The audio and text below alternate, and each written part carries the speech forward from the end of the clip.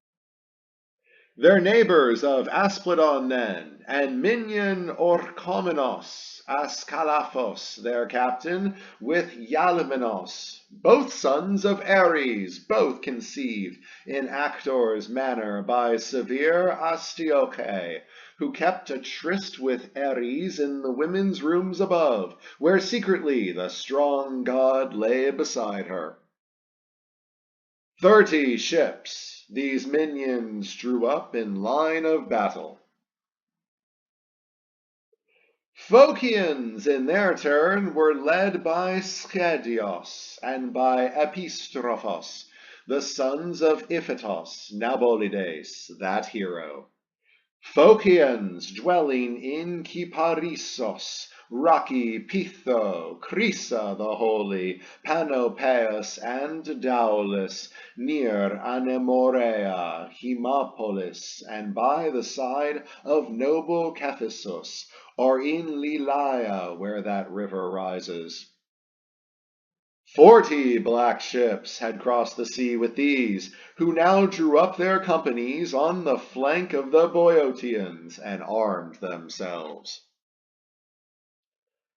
The Locrians had Aias for commander, Oileus' son, that Aias known as the Short One, as being neither tall nor great compared with Aias Telamonios.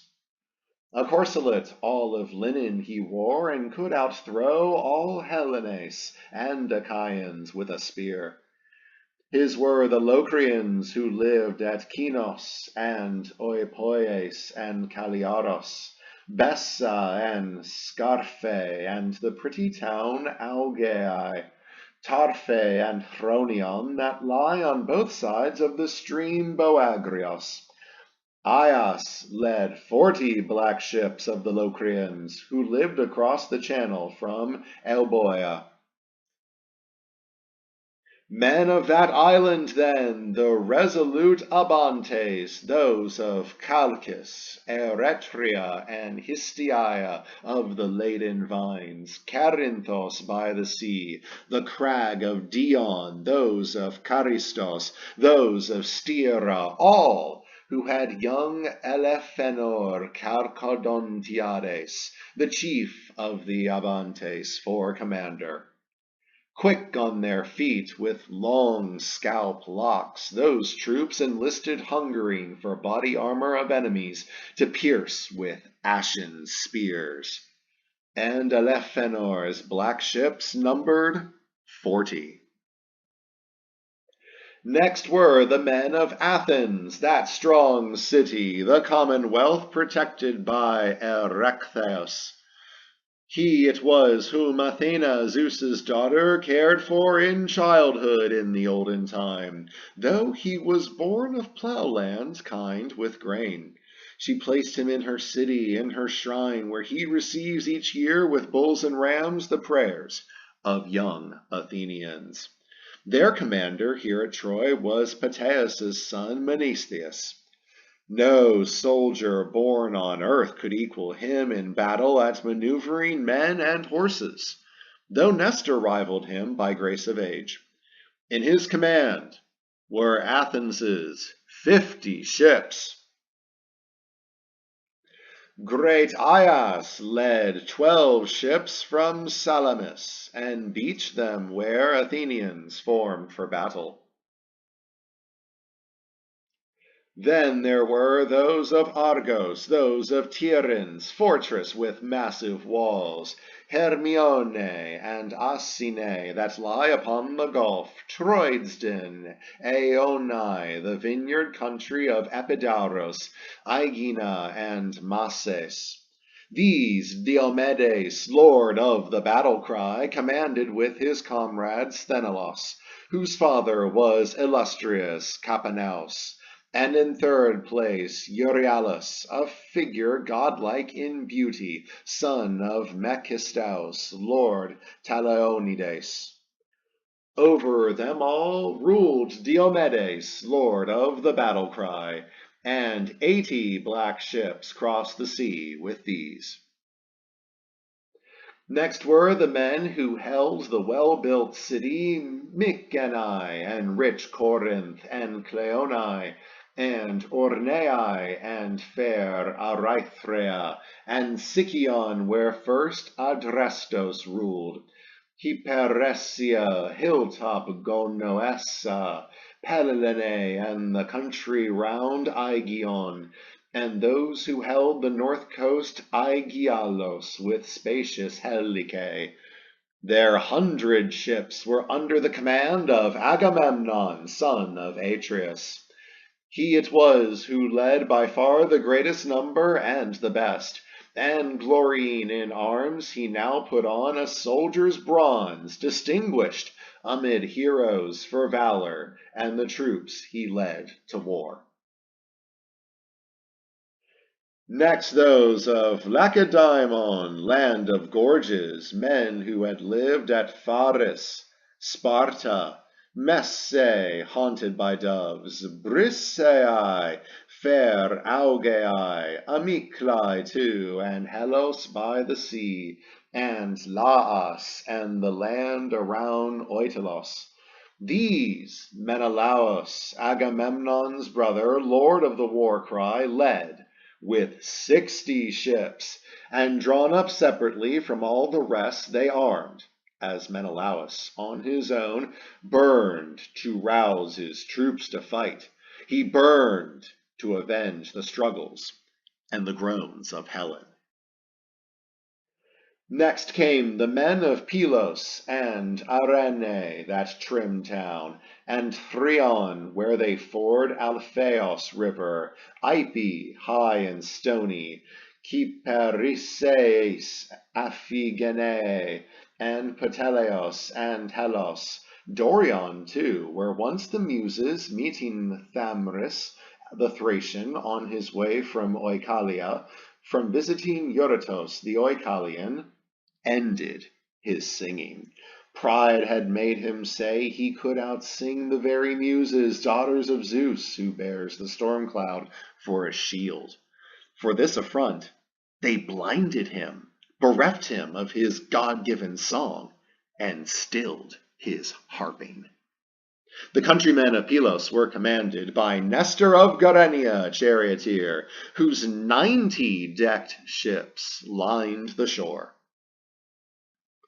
Then came the troops who had their homes in Arcadia under Kylene crag, close order fighters who lived around the tomb of Ipetos, at Phaneos, and at Orchomenos, where there are many flocks. At Rhipe too, at Stratiae, and in the windy town Enispe, men of Tegea and lovely Mantinea, men of Stymphalos and Parrhasiae, all of whom were led by Agapenor, son of Anchios, and he commanded 60 ships. Arcadians, able in war, had thronged to go aboard, for the Lord Marshal Agamemnon lent those ships in which they crossed the wine-dark sea, as they had none, nor knowledge of seafaring. Next were the soldiers from Buprasium and gracious Elis, all that plain confined by Hyrmine and Myrsinos, and by Alession and the Olenian rock. These had 4 captains with 10 ships apiece, on which the Epeoi had embarked in throngs. Some served under Amphimachus and Thalpios, grandsons of Actor, sons of Cateatos and of Eurytios. Powerful Diores Amioncledes commanded others, and Polyxenos led the 4th division, son of Agasthenes Augiades. Then came the islanders from Dulichion and the Echinades, all those who dwelt opposite Elis over the open sea, Meges their captain, Meges Phileides, begotten by that friend of Zeus, the horseman Phileus, who withdrew to Dulichion in anger at his father long ago. 40 black ships had crossed the sea with Meges. Odysseus then commanded the brave men of Cephallenia, islanders of Ithaca and Neritos, whose leafy heights the sea wind ruffles, and the men of Crocylea, of Aegyptus the rocky isle, and those of Samos and Zakynthos, those as well who held the mainland eastward of the islands. Odysseus, peer of Zeus in forethought, led them in 12 good ships, with cheek paint at the bows. Thoas and Raimon's son led the Aetolians, inhabitants of Pleuron, Olenos, Pylene, seaside Chalcis, Calydon of rocky mountainsides. Thoas, their leader, because the sons of Oeneus were no more, and red-haired Meleagros too was dead. Command of all had thus devolved on Thoas, and 40 black ships crossed the sea with him. Idomeneus, famed as a spear fighter, led the Cretans, all who came from Knossos, Gortyn, the town of many walls, and Lyctos, Miletos, and Lycastos, gleaming white, Phaistos, and Rhytion, those pleasant towns, all from that island of 100 cities served under Idomeneus, the great spearman, whose second in command, Meriones, fought like the slaughtering god of war himself. 80 black ships had crossed the sea with these. Tlepolemus, the son of Heracles, had led 9 ships from Rhodes. Impetuous men, the Rhodians, in 3 regional divisions, Lindos, Yelisos, and bright Cameros, serving under Tlepolemus, the spearman, whose mother, Astyochea, had been taken by Heracles, who brought her from Ephyra out of the Selleis river valley, where he had plundered many noble towns. No sooner was Tlepolemus of age than he had killed his father's uncle, old Lycymnos, Alcmene's warrior brother, and fitting out his ships in haste, he sailed over the deep sea, taking many with him in flight from other descendants of Heracles.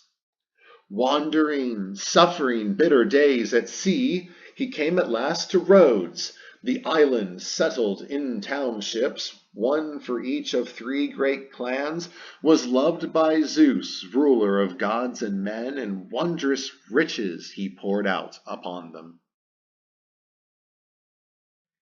Nereus had led 3 well-found ships from Cyme, Nereus, Aglaea's child by Lord Charapos, Nereus, of all Danaans before Troy, most beautifully made after Archelaus, a feeble man, though, with a small contingent.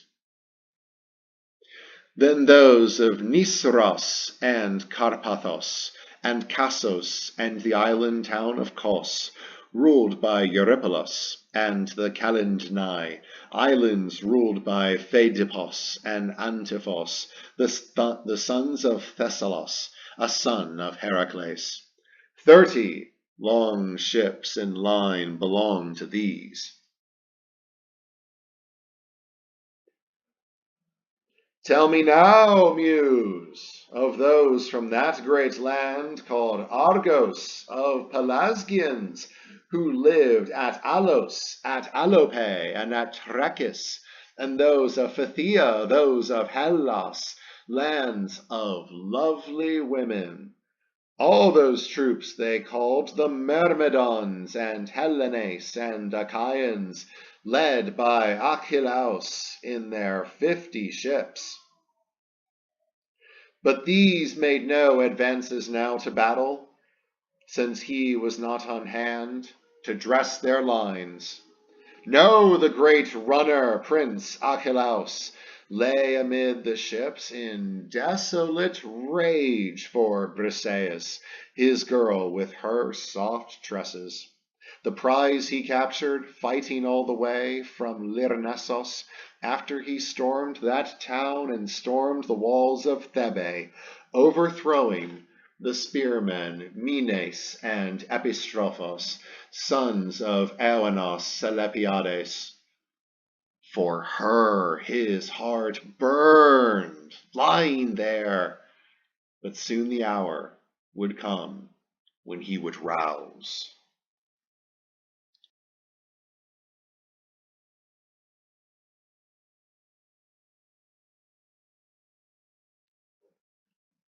Next were the men of Phylake, and those who held Pyrrhossos, garden of Demeter, Eton, maternal town of grazing flocks, Antron beside the water, and the beds of meadow grass at Pteleos. All these were under Protesilaus' command when that intrepid fighter lived. But black earth held him now, and grieving at Phylake with lacerated cheeks, his bride was left, his house unfinished there. Plunging ahead from his long ship to be first man ashore at Troy of all Akhaians, he had been brought down by a Dardan spear. By no means were his troops without a leader. Though sorely missing him, they had Podarches, another soldier son of Iphiclos, Phylacides, master of many flocks, Podarches Protesilaus' blood brother, a younger man, less noble. But the troops were not at all in want of a commander, though in their hearts they missed the braver one. 40 black ships had sailed along with him. Next were the soldiers who had lived at Pherai by the great lake, at Glaphyrai and Boibe, and in the well-kept city Iaolkos. Of their 11 ships, Admetos' son Elmelos had command, the child conceived under Admetos by that splendid queen Alcestis, Peleus' most beautiful daughter. Next those of Methone and Thaumachiae, the rugged Olidston and Meliboea. These in their 7 ships had been commanded at first by Philoctetes, the great archer. 50 oarsmen in every ship, they came as expert archers to the Trojan war. But he, their captain, lay on Lemnos Isle in anguish, where the Akhaians had marooned him, bearing the black wound of a deadly snake. He languished there, but soon, beside the ships, the Argives would remember and call him back. Meanwhile, his men were not without a leader, though missing Philoctetes. Medon led them, Oileus' bastard son, conceived by Rene under Oileus, raider of cities.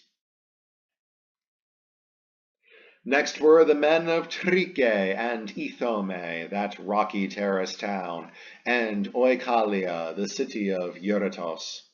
Over these 2 sons of old Asclepios held command, both skilled in healing, Podalerios and Machaon. 30 decked ships were theirs. Next were the soldiers from Ormenios and from the river source at Hyperea, those of Asterion and those below Titanos' high snow-whitened peaks. Eurypylus, Eomaeon's shining son, led all of these, with 40 black ships under his command. Then those who held Argissa and Girtone, Orthe, Elone, and the limestone city Olooson, led by a dauntless man, Polypoetes, the son of Perithos, whom Zeus the Undying fathered. Polypoetes had been conceived by gentle Hippodamia under Parithos. That day he whipped the shaggy centaurs out of Pelion, routed them, drove them to the Aithices. Polypoetes, as co-commander, had Leonteus, son of Coronos, Caenades. 40 black ships had crossed the sea with these. Guneus commanded 22 from Kyphos. The Enyanes and the brave Peraiboi served under him, all who had had their homes around Dodona in the wintry north and in the fertile vale of Titaressos. Lovely that gliding river that runs on into the Peneus with silver eddies and rides it for a while as clear as oil. A branch of Styx, on which great oaths are sworn. The Magnetes were led by Prothoos, Tenthredon's son. By Peneus they lived, and round Mount Pelion's shimmering leafy sides. 40 black ships had come with Prothoos. These were the lords and captains of the Danaans. But tell me, Muse, of all the men and horses, who were the finest under Agamemnon? As for the battle horses, those were best that came from Phares' pastures, and Elmelos drove those mares, as fleet as birds, a team perfectly matched in color and in age, and level to a hair across the cruppers. Apollo of the silver bow had bred them in Pariae as fearsome steeds of war. Of all the fighting men, most formidable was Aias Telamonios. That is, while great Archelaus raged apart, Archelaus towered above them all, and so did the stallions that drew the son of Peleus in the war. But now, amid the slim sea-going ships, he lay alone and raged at Agamemnon, marshal of the army, and his people along the shore above the breaking waves with discus throw and javelin and archery sported away the time. Meanwhile, their teams beside the chariots tore and champed at clover and parsley from the marshes. The war cars shrouded in canvas rested in the shelters, and longing for their chief beloved in war, the Myrmidons, idly throughout the camp, drifted and took no part in that day's fighting. But now the marching host devoured the plain as though it were a prairie fire. The ground beneath it rumbled as when Zeus, the lord of lightning bolts in anger at Typhoeus, lashes the earth around Enarimos, where his tremendous couch is said to be. So thunderously groaned the earth under the trampling of their coming on, and they consumed like fire the open plain. Eris arrived now, running on the wind as messenger from Zeus beyond the storm cloud, bearing the grim news to the men of Troy. They were assembled at the gates of Priam, young men and old all gathered there, when she came near and stood to speak to them, her voice most like the voice of Priam's son Polytes, forward observer for the Trojans, trusting his prowess as a sprinter. He had held his post mid-plain atop the burial mound of the patriarch Aesietes, waiting there to see the Akhaians leave their camp and ships. In his guise, she who runs upon the wind, Eris, now spoke to Priam. Sir, old sir, will you indulge inordinate talk as always, just as in peacetime?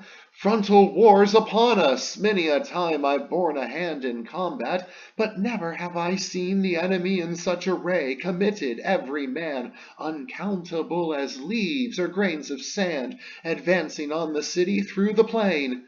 Hektor, You are the one I call on. Take action as I direct you. The allies that crowd the great towns speak in many tongues of many scattered countries.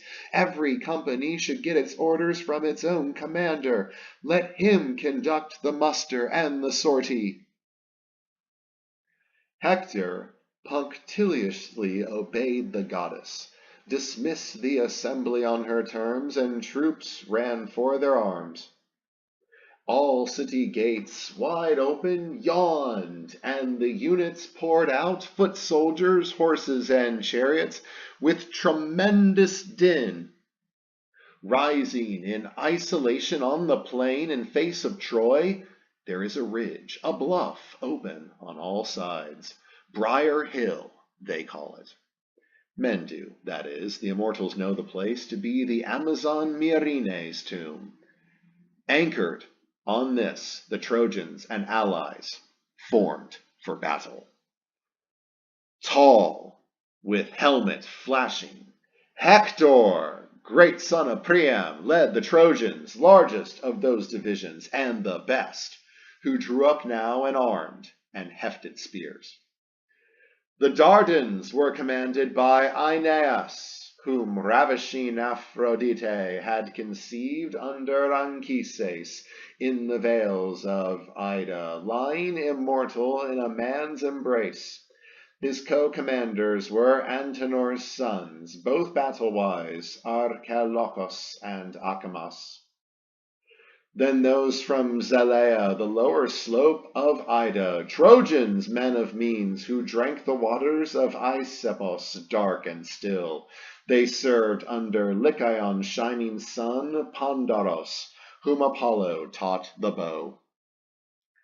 Adrestea's men, those of the hinterland of Apaisos, Pitea, the crag of Treria, all these Adrestos led with Amphios of the linen cuirass, both sons of Merops Percosios, the seer, profoundest of all seers. He had refused to let them take the path of war, man-wasting war, but they were heedless of him, driven onward by dark powers of death.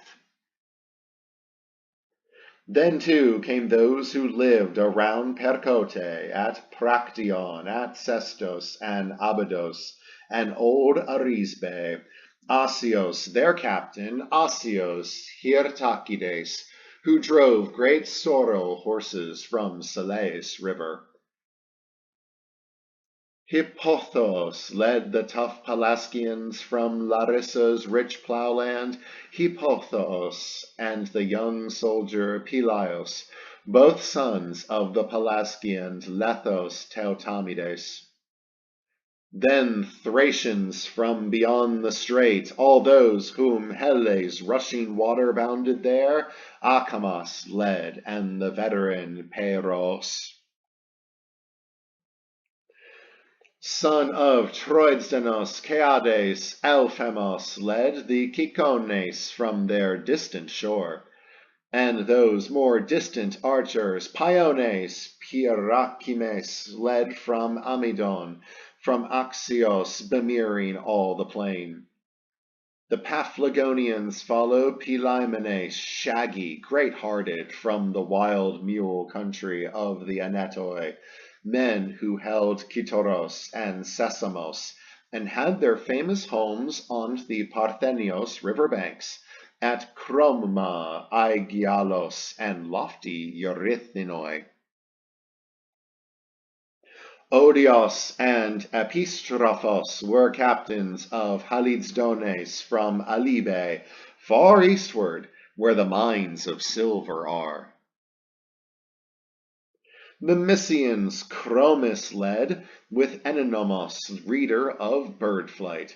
Signs in flurrying wings would never save him from the last dark wave when he went down before the battering hands of the great runner Achelous in the river, with other Trojans slain.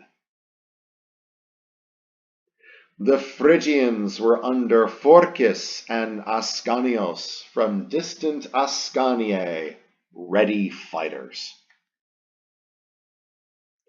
The Lydians then Maeones had for leaders, Mesthles and Antiphos.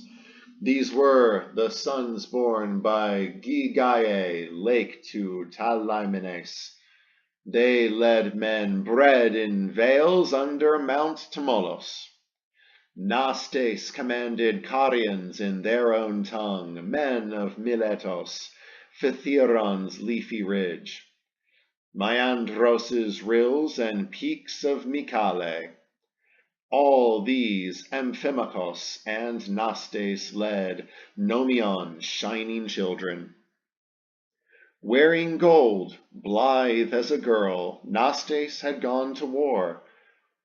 But gold would not avail the fool to save him from a bloody end. Archelaus, Iacides, would down him in the river, taking his golden ornaments for spoil. Sarpedon led the Lycians with Glaukos from Lyciae afar, from whirling Xanthos.